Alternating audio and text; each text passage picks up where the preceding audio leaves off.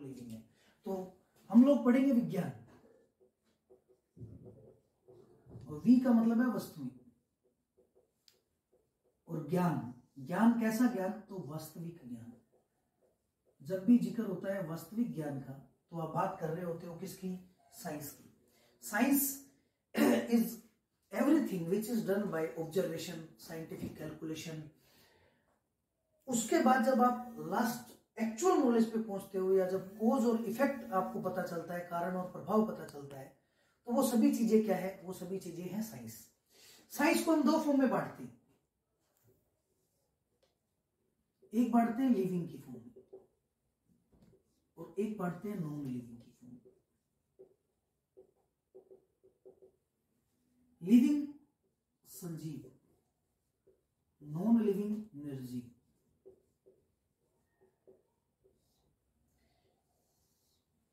अगर बात करें लिविंग को डिफाइन करना है, तो लिविंग जो है, एक वर्ड में अगर पूछा जाए आपसे कि व्हाट इज लिविंग, या संजीव किसे बोलोगे आप, तो संजीव होगा जिसके अंदर क्या होगी, मूवमेंट होगी एंड ग्रोथ होगी। वो सभी ऑब्जेक्ट्स जिनके अंदर क्या होती है, वृद्धि होती है और विकास होता है। वृद्धि और विकास की जहां हम बात करते हैं, वो सभी के सभी क्या है, वो लिविंग ऑब्जेक्ट्स है, या उन्हें आप क्या बोल सकते हो, संजीव। और संजीव को ही आप लिखते हैं, लिविंग को ही आप लिखते हैं बायोलॉजिकल। साइंटिफिक लैंग्वेज में इसका जो नाम है वो है बायोलॉजिकल, या इसी को बोलते हो जैव। नॉन लिविंग जो होगा उसके अंदर मूवमेंट और ग्रोथ नहीं होती है। नॉन लिविंग में मूवमेंट और ग्रोथ नहीं होती है। और नॉन लिविंग जो ऑब्जेक्ट्स है, इन्हीं को आप बोल देते हैं फिजिकल। तो साइंस हमारे पास दो फॉर्म में बटी हुई है, एक बटी हुई है बायोलॉजिकल के फॉर्म में, एक बटी हुई है फिजिकल, फिजिकल या भौतिक। और फर्दर जो इसकी ब्रांचेस बटी हुई है, तो इसकी दो मेन ब्रांचेस है और इसकी तीन ब्रांचेस है। बायोलॉजिकल साइंस की मेन तीन ब्रांचेस के बारे में पढ़ते हैं आप। पहली पढ़ेंगे बॉटनी के बारे में, दूसरी पढ़ेंगे जूलॉजी के बारे में, और तीसरा पढ़ेंगे आप माइक्रोबायोलॉजी के बारे में। इनसे रिलेटेड जो टॉपिक है, जो 9वीं और 10वीं कक्षा में आपने पढ़ा है, वही सभी की सभी बातें यहां दोहराई जाएगी, लेकिन थोड़ा सा गहराई या बोल सकते हो डीप में पूछी जाएगी ये बातें। वनस्पति विज्ञान, जीव या तंतु विज्ञान या जंतु विज्ञान, और एक आएगा सूक्ष्म जीव विज्ञान।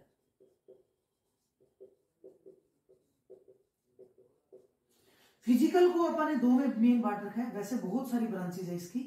तो एक जो आएगी वो आएगी फिजिक्स, एक आती है केमिस्ट्री। फिजिक्स भौतिकी, केमिस्ट्री रसायन विज्ञान, और बहुत सारी फर्दर मैनी ब्रांचेज है। लेकिन अपने जो सिलेबस में है, हमने इनसे आने वाले 5 टॉपिकों या इन 5 ब्रांचों से आने वाले टॉपिकों के बारे में पढ़ना है। ठीक है भी। तो मेन पूछा जाए, दोबारा थोड़ा रिपीट कर देता हूं कि general science up to 10th standard.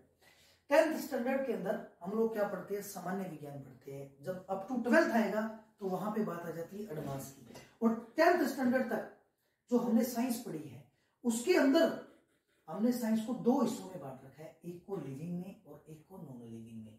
Living वाली साइंस जो है, लिविंग उसको बोलते हैं जिसके अंदर मूवमेंट और ग्रोथ होगी, नॉन लिविंग उसे बोलेंगे जिसमें मूवमेंट और ग्रोथ नहीं होती। लिविंग को हमने 3 हिस्सों में बांट रखा है, बॉटनी में, जूलॉजी में और माइक्रोबायोलॉजी में। और नॉन लिविंग जो है, इसको बांट रखा है अपने दो में, फिजिक्स को और केमिस्ट्री में। अब बात करते हैं अपने सिलेबस का। हमारा जो पाठ्यक्रम रहेगा वो क्या रहेगा और किस तरीके से हम अपनी कक्षाएं लगाएंगे, कितना सिलेबस करेंगे और कितना टाइम लगेगा, ये सभी बातें मैं बता देता हूं आपको। तो सबसे पहले आता है बायोलॉजी का सिलेबस।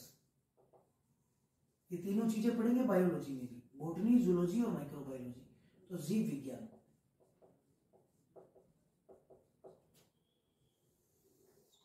एक आएगा केमिस्ट्री, रसायन विज्ञान,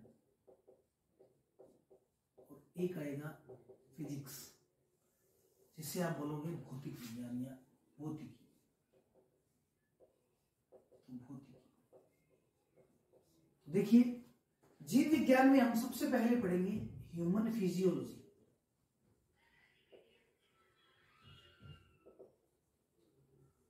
मानव भौतिकी,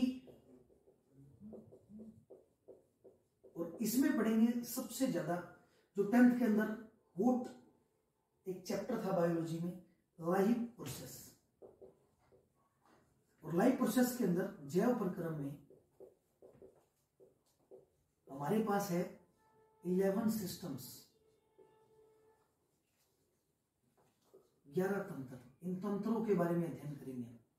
इसके बाद पढ़ेंगे हम सेल के बारे में कि कोशिका क्या है, टिश्यू ऊतक क्या है।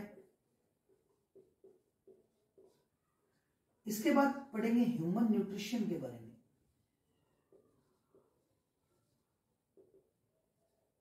मानव पोषण के बारे में,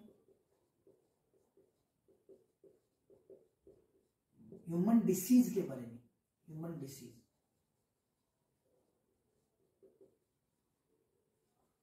मानव रोग के बारे में। और लास्ट चैप्टर जो इसमें आता है बायोलॉजी में, वो आता है टैक्सोनॉमी।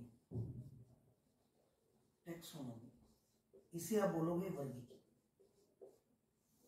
लगभग ये जो सिलेबस है ये आपका 20 हॉर्स या बोल सकते हो 25 हॉर्स, 20 से 25 घंटे का सिलेबस है। तो बायोलॉजी में जो अपने को टाइम लगेगा वो 20 से 25 घंटे लगेंगे। फिर आता है केमिस्ट्री। केमिस्ट्री में पहला चैप्टर आपको पढ़ाया जाएगा एटम के बारे में, परमाणु के बारे में, स्ट्रक्चर ऑफ एटम क्या है, मोल कंसेप्ट क्या है, ये सभी किसमें आएंगे, एटम के बारे में। अगला चैप्टर पढ़ेंगे इसी में, और सबसे बड़ा chapter metal and non metal, तो धातु व अधातु। तीसरा जो चैप्टर इसमें करवाते हैं वो करवाते हैं एसिड, बेस और साल्ट के बारे में, तो अम्ल, क्षार और लवण। इसके बाद जो चैप्टर रहेगा अपना वो रहेगा carbon and its compound, carbon and its compound. तो कार्बन व इसके यौगिक, कार्बन व इसके यौगिक। इसी में ही आपका पॉलीमर आ जाएगा, इसी में ही आपका फ्यूल आ जाएगा। तो ये चैप्टर भी बहुत वास्ट है, ठीक है। इसके बाद जो आपको चैप्टर करवाया जाएगा वो करवाया जाएगा केमिकल रिएक्शंस। जितनी भी फेमस केमिकल रिएक्शन है या रासायनिक अभिक्रियाएं हैं, इन सभी के बारे में बताया जाएगा आपको, जितनी भी केमिकल रिएक्शंस हैं। इसके बाद आपको पढ़ाया जाएगा सॉल्यूशन के बारे में, सॉल्यूशन, विलियन। और अगला चैप्टर जो आपको करवाया जाएगा सॉल्यूशन के बाद, वो करवाया जाएगा मैटर के बारे में, पदार्थ के बारे में।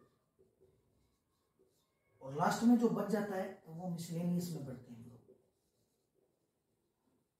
विविध में।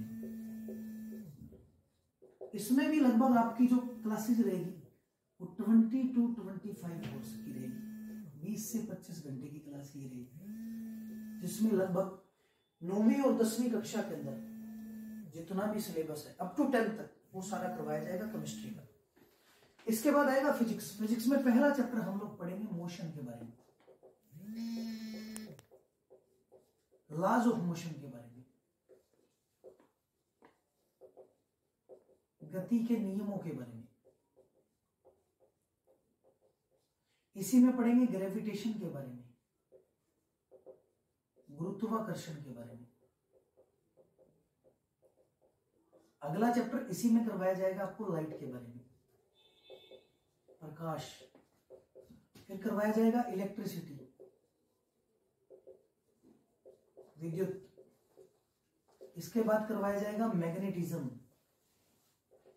चुंबकत्व, चुंबकत्व। और इसके बाद चैप्टर आपको करवाया जाएगा साउंड, ध्वनि। फिर चैप्टर पढ़ेंगे वेव्स, तरंगे।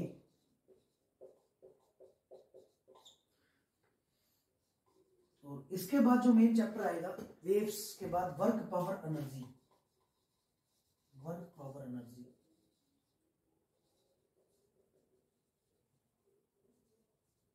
कार्य शक्ति ऊर्जा।